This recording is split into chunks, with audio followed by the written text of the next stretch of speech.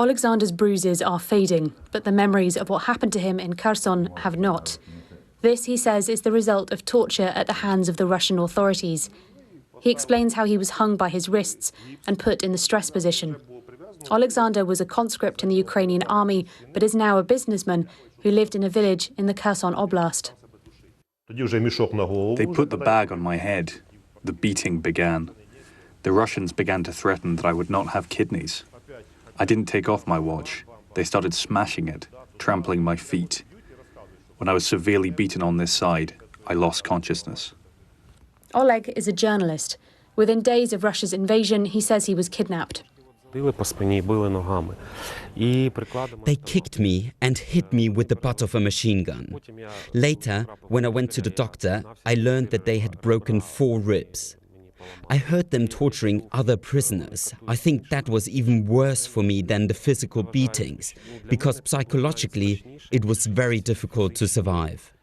Russian troops took control of Kherson in southern Ukraine early in the war. Without being able to go into the region, it's difficult to corroborate these accounts, but we've heard multiple testimonies with allegations of kidnap and torture.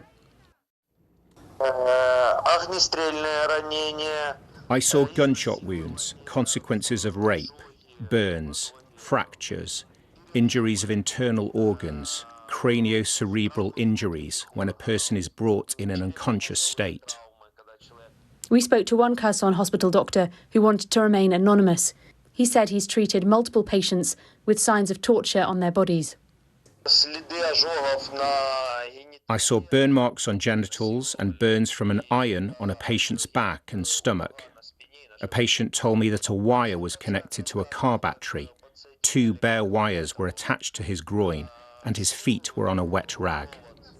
The UN and the organisation Human Rights Watch are also investigating what's happening in Kherson. I think what we see in the testimony that you've captured is very consistent with what we're hearing, not just in areas currently under occupation, but also areas that were formerly occupied by Russian forces.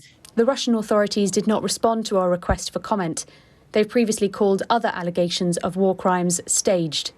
But as more testimonies are gathered, many paint a picture of fear, intimidation, violence and repression, of life under Russian control.